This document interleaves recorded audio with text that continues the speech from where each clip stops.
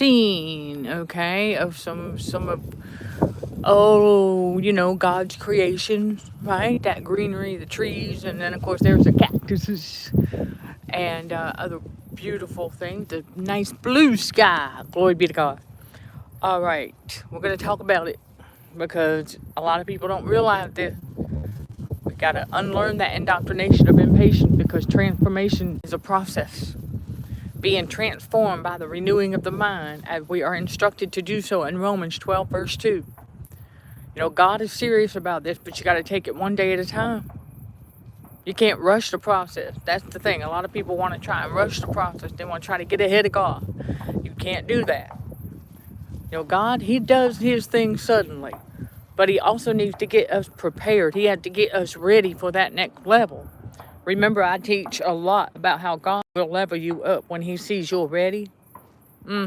Yeah, well, that's part of it. And part of the transformation process is getting you ready for the next level. And you've got to understand that. So as he is restoring all, okay, and healing our wounds, you all, as he's doing that, you got to remember that he's also working on other things out here that will align with what he got going. What we're working on today is what will align with God, with what God has out there already that we don't know about yet. You have to remember that. God will bring it together into alignment at his appointed time, like he always does. And so I'm going to go ahead and bring up the chat, and then I get to also see what y'all are looking at.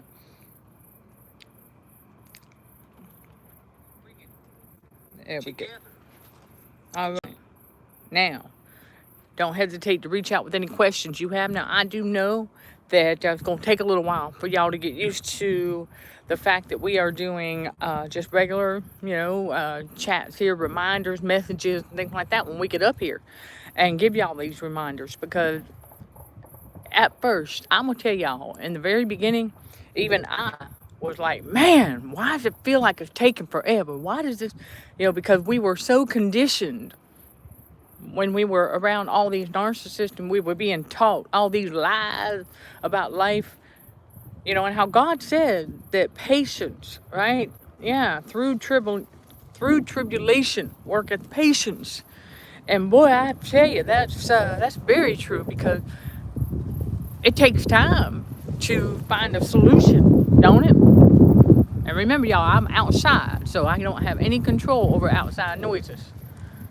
So when you think about the tribulations that we go through, they're going to happen, and we have to stop and think. We have to take our time to find a viable solution, right?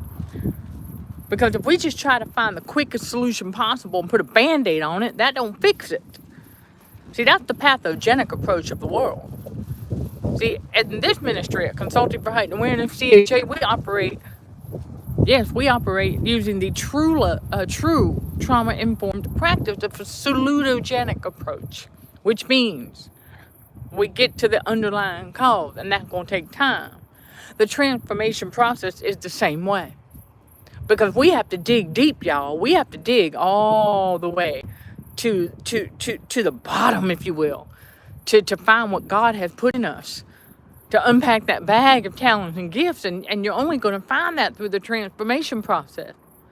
And then the transformation process even goes beyond that, because yours truly is still in part of a transformation process. I think y'all who do hit the thumbs up on this video, and those who don't hit the thumbs up on these videos, we know who you are, okay? And so does God. And we see that you're just monitoring. All right, and you can keep monitoring all you want to. You're just going to keep frustrating yourself, because we're going to keep showing up, and we keep healing. We keep getting better. That physical assault did not cause us to give up and give in, and it's not going to. And I'm going to tell y'all something. That transformation process also requires us to become aware of our autonomic nervous system, the inner child, because that is so important. When I realized that, oh, that's all the devil had left to attack, was the physical body, and re-traumatize my inner child. Once I realized that, I said, oh, wait, that's it. This is like quadruple game over now for the devil, because you ain't going to re-traumatize my inner child no more. I said, I heard God say no more. He said, this is the last time. When I woke up in that hospital bed that morning and I knew her story was full of holes, and I said, this feels too familiar. I heard the Lord speak up loud and clear. He said, this is the last time. And boy, I tell you, it is. Ain't no one going to re-traumatize my inner child anymore, because I have become its parent. And you know, parents are to protect their child. So there you go. We're very protective of our inner child now. And I'm going to tell you, it takes time through that transformation process. See, this is another aspect of it. Because even though I have already gone through the connection to mind, body, and spirit, emotionally, spiritually, and psychologically, I didn't know that my ANS, okay, my autonomic nervous system, the inner child, I didn't know it could be re-traumatized. Well, we found out. And I said, oh, okay then. And so it's going through the transformation process again. And so with it going through the transformation process again, I have to go along with. However, I am in the lead. So that's the difference this time around. But the process is ongoing. Even beyond that, we'll be transformed. And then that renewing of the mind, you got to purge the subconscious mind. We got to change the way we think. We got to stop thinking negatively. We got to start turning those negatives into positives. Okay, we have to change the way we think. It's like I talk about often. You change your perspective, okay? Change your perceptions, and you change your reality. Only you have the power on the inside from God to do that. And how do you do that? Well, you listen to God for one thing. Listen to that voice. Let him guide your steps. It's like let go and let God. Go with the God flow, one day at a time. I know some people are like, I don't know why they say just take it one day at a time. Like, what am I going to do? Skip Tuesday or Wednesday? That's sarcasm, and that is not of God. Because one day at a time is serious for the transformation process. Yes, I have seen that meme, and I said, oh, you're being sarcastic. Okay, and that's not funny. Because that's the last thing a trauma survivor who is serious about healing from their trauma, that's the last thing they need to read or hear. Because it's not funny. Because it does take one day at a time. Because my goodness, you got to unlearn old belief systems. Oh my gosh. Think about a system. How many parts are in that old belief system? You're going to discover things that got put in your subconscious mind you didn't even know was there. You have to unlearn it. And so transformation is a process in and of itself. This is why we invite people on this journey, the spiritual awakening and God's reality with us. Because we're iron sharpening iron. And that's what we're supposed to be doing. And so as we let God lead and guide our step, he instructs us as to what to get up here and give you all. And so I understand that the monitoring spirits are listening to my speech. How do you like it now? Okay. So, that being said, I also realize this is an update for those who are with us, truly with us. This is an update for y'all. I didn't realize that muscle tension can go really, really deep in the neck. So there's a trauma healing tip for anybody. And then also combating radio frequencies for healthier living. Your neck muscles, okay? Check them out. All right, this is part of the healthier living aspect of this ministry, and and the transformation. Because when you become aware of how tense your neck muscles can actually be, I'm gonna tell you, I did not know that our neck muscles could get that tense. I said, oh my gosh, because in your neck muscles you have nerves and all that, right? You have connection to the jaw, which affects your speech. And then also inside all those nerves, your ANS, yeah, it can affect your audio. It can affect your sight if your neck muscles are so tense. So how do you untense them? Well, stretching is always, okay, the best place to start. But I highly encourage y'all cool downs, okay? Menthol gels and lotions, they're available, a dime a dozen out there, and they work.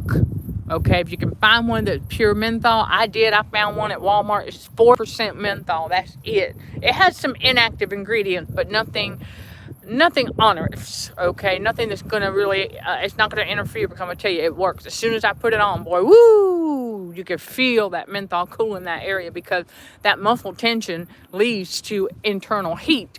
And so that means your neck is really hot, even though you may not feel it. It is really hot.